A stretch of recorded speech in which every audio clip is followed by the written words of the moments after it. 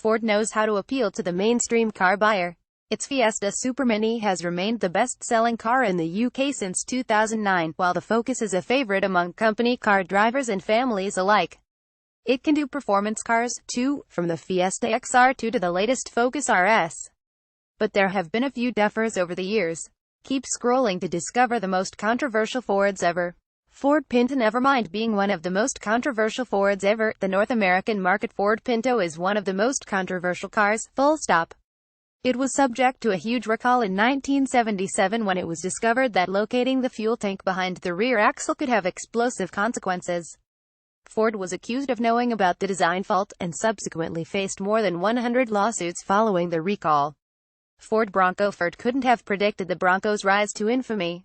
When ex-NFL player and movie star O.J. Simpson went on the run from police following the murder of his wife and her friend, he used his Bronco as his getaway car. Unfortunately for Ford, more than 95 million people tuned in to watch the chase unfold live on TV. The Bronco has been synonymous with O.J. Simpson since then. Bizarrely, Ford has said it will be bringing back the Bronco badge for 2020. Ford Explorer. The Ford Explorer was a top-heavy SUV based on the Ranger pickup truck. In a bid to improve stability while keeping costs to a minimum, Ford lowered the suspension and reduced tire pressures. This increased temperatures of the standard Firestone tires during everyday driving, which could lead to the tread separating from the tire. Blaming Firestone for the issues, Ford issued a recall in 2001, but only after hundreds of crashes involving Explorers, some of them fatal. Ford Escort Mk5. Ford's new Escort meets its rivals, and loses. Read the cover of Autocar magazine on the 29th of August, 1990. The fifth-generation model of Ford's popular family hatchback was a real dud, with disappointing engines, bland styling and handling that couldn't compete with cars such as the Volkswagen Golf. Ford Figaro. Wasn't so much the Indian market Ford Figo that's proved to be controversial, but the advertising around it.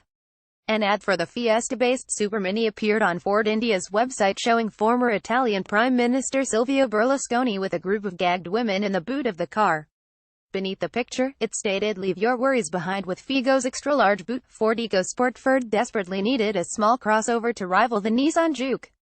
Rather than designing an all-new Fiesta-based crossover for the European market, it brought its EcoSport World Car across. Reviewers were pretty unanimous that the EcoSport was one of the worst new Fords in a long time, and sales reflect this. Ford Capri. The Ford Capri was intended to be a Mustang for Europe, but it fell well short of being a European pony car. The Mk1 shared a lot of components with the Cortina family saloon, and was offered with a range of engines kicking off with a disappointing 1.3-liter four-cylinder unit. It was far from a European Mustang, but the Capri proved to be a sales hit and is a desirable classic car today. Ford Escort RS Cosworth. The Ford Escort RS Cosworth was so quick that, back in the day, police cars couldn't keep up with them. As they were relatively easily to steal, they were very popular with joyriders and more serious criminals alike, making them extremely expensive to insure. A great car, but one that got Daily Mail readers in a twist almost as much as the Lotus Carlton. Ford's Scorpio. Ford Granada was a reasonably successful and attractive executive car. We've no idea what Ford was thinking when it introduced its replacement, the Scorpio, in 1994.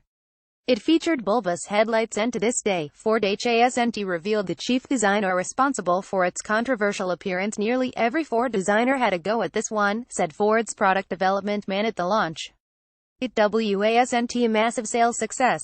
After 20 years in production, Ford axed the popular Cortina and replaced it with this, the first-generation Sierra.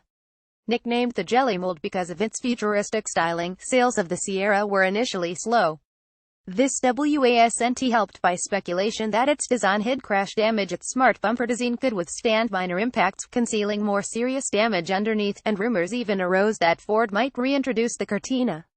Ford Mustang IITHE's second-generation Mustang was launched in time for the 1973 oil crisis, and was very different to the original. To appeal to a wider market, the V8 was axed in favor of an inline four-pot, plus an optional V6. It was based on a smaller platform shared with the Ford Pinto.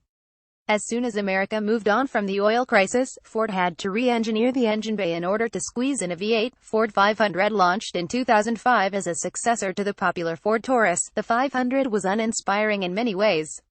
It was based on a Volvo-sourced platform, with no rear-wheel drive option and bland styling. Its designer, Jay Mays, likened it to the Audi approach, but buyers weren't convinced. It was heavily revamped and rebranded as a Taurus after just 2 years on sale. Ford Probia, originally intended as a replacement for the fourth-generation Mustang in America, the Mazda MX-6-based Ford Probe instead filled a gap previously occupied by the Capri in Europe. Divisive looks, along with disappointing engines, front-wheel drive and that name contributed towards the Probe being a flop. It was axed in 1997, Ford Mustang Mk6. The latest Mustang is the first to be officially sold in Europe, and it's proving to be a hit for Ford, fast becoming the most popular sports car with more than 250 horsepower in the UK. However, not everyone is a fan. Its line lock feature, which lets drivers pull a burnout at the press of a button, was banned in Australia, while initial crash tests in Europe awarded it just 2 stars. Ford Model T. Ford Model T is accepted as being the world's first mass-produced car, one that changed the motoring landscape entirely. But you can imagine the hysteria around it at the time. If I had asked people what they wanted, they would have said faster horses, Henry Ford allegedly said at the time. Ford Focus CC. Ford commissioned Italian styling house Pininfarina to turn its popular Focus into a convertible. You wouldn't believe it to look at it, though. The Focus CC's two-piece folding hardtop contributes to its ungainly looks, while practicality also took a knock. Added wind noise and issues with the retractable roof mechanism meant the CC sold in relatively small numbers. Ford Fusion. In some ways, the Ford Fusion was ahead of its time. Based on the fifth-generation Fiesta, the Fusion was a half-hearted attempt at a crossover, intended to appeal to young, active buyers who'd appreciate the added practicality and beefed-up looks.